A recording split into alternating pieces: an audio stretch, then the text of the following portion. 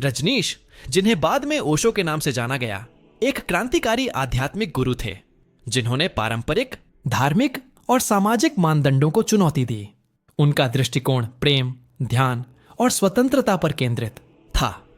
उन्होंने सिखाया कि सच्चा प्रेम स्वामित्व या आसक्ति से मुक्त होता है और यह हमारे भीतर की दिव्यता को प्रतिबिंबित करता है। इसी आध्यात्मिक परिदृश्य में कल्पना कीजिए एक ऐसी महिला का, मीरा। मीरा कोई साधारण अनुयायी नहीं थी। वह एक गहरी जिज्ञासु आत्मा थी जो जीवन के रहस्यों और प्रेम की वास्तविक प्रकृति को जानने के लिए व्याकुल थी। उसकी आंखें एक शांत झील की तरह थीं, जिनमें गहराई और करुणा का भाव था। उसका हृदय संगीत से भरा था और उसकी उपस्थिति में एक सहज शांति का अनुभव होता था। मीरा पहली बार ओशो से एक प्रवचन के दौरान मिली। भीड़ में बैठी वह उनके शब्दों को मंत्रमुग्ध होकर सुन रही थी। उनकी वाणी में एक चुंबकीय आकर्षण था जो सीधे उसके हृदय को छू रहा था। ऐसा लग रहा था जैसे ओशो उसकी आत्मा की अनकही प्यास को जानते थे। उस दिन मीरा ने सिर्फ एक वक्ता को नहीं सुना, उसने एक ऐसे मार्गदर्शक को महसूस किया जो उसकी आंतरिक यात्रा में उसका साथ दे सकता था। उनके शुरुआती संवाद औपचारिक थे, प्रश्न और उत्तर, शिष्य और गुरु का संबंध। लेकिन धीरे धीरे इन औपचारिकताओं के पीछे एक गहरा तालमेल विकसित होने लगा। ओशो ने मीरा की जिज्ञासा और उसकी समझने की तीव्र इच्छा को पहचाना। मीरा ने ओशो की प्रज्ञा और उनकी करुणा में एक ऐसा सहारा पाया जो उसने पहले कभी अनुभव नहीं किया था। उनकी मुलाकातें अक्सर प्रवचनों के बाद या ध्यान शिविरों के दौरान होती थीं। वे अकेले में भी मिलते थे, जहां ओशो मीरा के प्रश्नों का धैर्यपूर्वक उत्तर देते थे और उसे ध्यान की विभिन्न तकनीकों से परिचित कराते थे। इन मुलाकातों में मीरा ने महसूस किया कि ओशो सिर्फ एक गुरु नहीं थे, वह एक मित्र, एक मार्गदर्शक और एक दर्पण थे जो उसकी अपनी आंतरिक सुंदरता को प्रतिबिंबित करते थे। शुरुआत में मीरा ने ओशो के प्रति एक गहरा सम्मान और प्रशंसा महसूस की। उनका व्यक्तित्व इतना प्रभावशाली था कि किसी भी संवेदनशील हृदय का आकर्षित होना स्वाभाविक था। लेकिन मीरा जानती थी कि यह आकर्षण शारीरिक या भावनात्मक स्तर तक सीमित नहीं था। वह ओशो की आत्मा की गहराई, उनकी प्रज्ञा की विशालता और उनके प्रेम की निस्वार्थता से अभिभूत थी। ओशो ने हमेशा सिखाया था कि प्रेम वासना से अलग है। वासना क्षणिक और स्वार्थी होती है, जबकि प्रेम स्थायी और निस्वार्थ होता है। वासना शरीर पर केंद्रित होती है, जबकि प्रेम आत्मा को छूता है। उन्होंने कहा था कि जब प्रेम वासना की सीमाओं को पार कर जाता है तो वह एक दिव्य अनुभव बन जाता है। मीरा धीरे धीरे इस सत्य को अपने अनुभव में उतार रही थी। ओशो के साथ उसकी बातचीत में कभी भी शारीरिक आकर्षण का कोई प्रत्यक्ष प्रदर्शन नहीं था। उनकी आंखें अक्सर एक दूसरे से मिलती थीं, लेकिन उन मुलाकातों में एक गहरी शांति और समझ का भाव होता था। ऐसा लगता था जैसे दो आत्माएं बिना किसी शब्द के संवाद कर रही हों। ओशो ने मीरा को सिखाया कि प्रेम एक बंधन नहीं है, बल्कि एक स्वतंत्रता है। यह किसी को बांधना नहीं है, बल्कि उसे उड़ने के लिए पंख देना है। उन्होंने सिखाया कि सच्चा प्रेम तभी संभव है जब हम अपने अहंकार से मुक्त हो जाते हैं और दूसरे व्यक्ति को उसकी पूर्णता में स्वीकार करते हैं। मीरा ने देखा कि ओशो का व्यवहार उनके शब्दों के अनुरूप था। वह अपने शिष्यों के प्रति गहरा प्रेम और करुणा रखते थे, लेकिन उनका प्रेम किसी विशेष व्यक्ति तक सीमित नहीं था। वह सभी के प्रति समान रूप से खुले और स्वीकार्य थे। मीरा ने महसूस किया कि ओशो का प्रेम एक बहती हुई नदी की तरह है जो सभी को समान रूप से सींचती है। जैसे जैसे मीरा और ओशो का संबंध गहरा होता गया, उनके बीच एक मौन संवाद स्थापित हो गया। उन्हें एक दूसरे को समझने के लिए शब्दों की आवश्यकता नहीं होती थी। उनकी आंखें, उनकी मुस्कान, उनकी उपस्थिति ही पर्याप्त थी। ऐसा लगता था जैसे उनकी आत्माएं एक ही लय में धड़क रही हों। एक शांत संध्या में जब मीरा ओशो के साथ बैठी थी तो उसने उनसे पूछा, गुरुजी, प्रेम और वासना में क्या अंतर है? ओशो ने अपनी शांत और गहरी आवाज में उत्तर दिया, मीरा, वासना एक प्यास है जो कभी नहीं बुझती। यह हमेशा कुछ और चाहती है। प्रेम एक तृप्ति है जो सब कुछ स्वीकार करती है। वासना शरीर की भूख है, प्रेम आत्मा की पुकार है। जब तुम किसी से वासना करते हो तो तुम उसे पाना चाहते हो, उसे अपने अधिकार में रखना चाहते हो।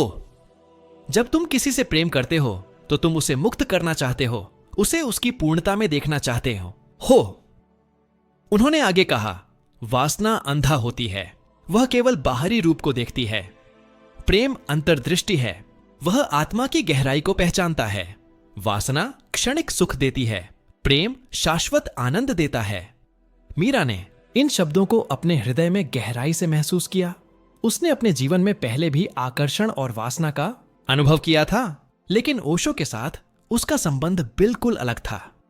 यहां कोई जल्दबाजी नहीं थी, कोई अधिकार जताना नहीं था, सिर्फ एक गहरी शांति और स्वीकृति का भाव था। उनकी बातचीत अक्सर ध्यान और मौन में समाप्त होती थी। वे घंटों तक एक दूसरे के साथ बिना कुछ कहे बैठे रहते थे और उस मौन में वे एक गहरा संबंध महसूस करते थे। ऐसा लगता था जैसे उनकी आत्माएं आपस में घुल मिल गई हों। मीरा ने महसूस किया कि ओशो के साथ उसका संबंध धीरे धीरे वासना की सीमाओं को पार कर रहा था। शुरुआती आकर्षण निश्चित रूप से था, लेकिन वह धीरे धीरे एक गहरे प्रेम और सम्मान में बदल गया। यह प्रेम शारीरिक आकर्षण पर आधारित नहीं था, बल्कि आत्मा की पहचान पर आधारित था। ओशो ने कभी भी मीरा के प्रति किसी भी प्रकार का शारीरिक अनुराग प्रदर्शित नहीं किया। उनका व्यवहार हमेशा गुरु और शिष्य के रूप में ही रहा, लेकिन उस व्यवहार में एक गहरी करुणा और स्नेह झलकता था। मीरा ने महसूस किया कि ओशो का प्रेम इतना विशाल और निस्वार्थ है कि वह किसी भी व्यक्तिगत इच्छा या आवश्यकता से परे है। एक बार मीरा ने ओशो से पूछा, गुरुजी, क्या एक गुरु और शिष्य के बीच प्रेम संभव है? ओशो ने मुस्कुराते हुए कहा, मीरा, प्रेम हर जगह संभव है, क्योंकि प्रेम ही जीवन का सार है। लेकिन गुरु और शिष्य का प्रेम साधारण प्रेम से अलग होता है। यह एक ऐसा प्रेम है जो अहंकार से मुक्त होता है, जो केवल देने और साझा करने पर केंद्रित होता है। यह एक ऐसा प्रेम है जो शिष्य को उसकी पूर्ण क्षमता तक पहुंचने में मदद करता है। उन्होंने आगे कहा, जब प्रेम वासना से मुक्त हो जाता है तो वह एक शक्तिशाली आध्यात्मिक शक्ति बन जाता है। यह दो आत्माओं को एक साथ लाता है और उन्हें परमात्मा की ओर ले जाता है। मीरा ने इस बात को अपने जीवन में अनुभव किया। ओशो के साथ उसका प्रेम उसे अधिक जागरूक, अधिक शांत और अधिक प्रेमपूर्ण बना रहा था। उसने महसूस किया कि यह प्रेम उसे किसी भी बंधन में नहीं बांध रहा था, बल्कि उसे मुक्त कर रहा था। ओशो और मीरा का यह अनूठा संबंध बाहरी दुनिया के लिए समझना आसान नहीं था। कुछ लोगों ने इसे गलत समझा और अफवाहें फैलाईं। मीरा को आलोचना और गलत फहमी का सामना करना पड़ा, लेकिन ओशो हमेशा उसके साथ खड़े रहे। उन्होंने उसे सिखाया कि बाहरी राय से अप्रभावित रहना और अपनी आंतरिक सच्चाई पर विश्वास करना महत्वपूर्ण है। एक बार जब मीरा बहुत परेशान थी तो ओशो ने उससे कहा, मीरा, दुनिया हमेशा तुम्हें अपनी कसौटी पर तोलने की कोशिश करेगी, लेकिन तुम्हें अपनी कसौटी खुद बनानी है। तुम्हें अपने हृदय की आवाज सुननी है और उस पर विश्वास करना है। जो लोग तुम्हारे प्रेम को नहीं समझ सकते, उनकी चिंता मत करो। उनका अज्ञान तुम्हारी सच्चाई को बदल नहीं सकता। ओशो के इन शब्दों ने मीरा को बहुत शक्ति दी। उसने बाहरी आलोचना की परवाह करना छोड़ दिया और अपने और ओशो के बीच के गहरे संबंध पर ध्यान केंद्रित किया। उसने महसूस किया कि उनका प्रेम किसी भी सांसारिक परिभाषा से परे है। यह दो आत्माओं का मिलन है जो एक ही आध्यात्मिक पथ पर आगे बढ़ रही हैं। ओशो ने अपने अन्य शिष्यों को भी इस प्रेम की प्रकृति को समझने में मदद की। उन्होंने सिखाया कि सच्चा प्रेम ईर्ष्या और अधिकार की भावना से मुक्त होता है। यह दूसरे की खुशी में अपनी खुशी खोजना है। उन्होंने मीरा के साथ अपने संबंध को एक उदाहरण के रूप में प्रस्तुत किया, जहां प्रेम शारीरिक आकर्षण से कहीं अधिक गहरा और स्थायी था। ओशो और मीरा का संबंध समय के साथ और भी गहरा होता गया। यह अब सिर्फ गुरु और शिष्य का संबंध नहीं रह गया था। यह दो ऐसे मित्रों का संबंध था जो एक दूसरे की आत्मा की गहराई को पहचानते थे। उनके बीच एक ऐसा विश्वास और समझ विकसित हो गई थी जो शब्दों से परे थी। मीरा ने ओशो की उपस्थिति में एक अभूतपूर्व शांति और आनंद का अनुभव किया। ऐसा लगता था जैसे उसकी आत्मा अपने घर लौट आई हो। उसने महसूस किया कि ओशो के साथ उसका संबंध उसे उसकी अपनी दिव्यता से जोड़ रहा था। ओशो ने भी मीरा के प्रति गहरा स्नेह और सम्मान व्यक्त किया। उन्होंने उसकी बुद्धिमत्ता, उसकी करुणा और उसकी आध्यात्मिक गहराई की सराहना की। उन्होंने उसे अपनी एक महत्वपूर्ण सहयोगी के रूप में देखा जो उनके संदेश को दुनिया तक पहुंचाने में मदद कर सकती थी। उनके संबंध में कोई औपचारिकता या दिखावा नहीं था।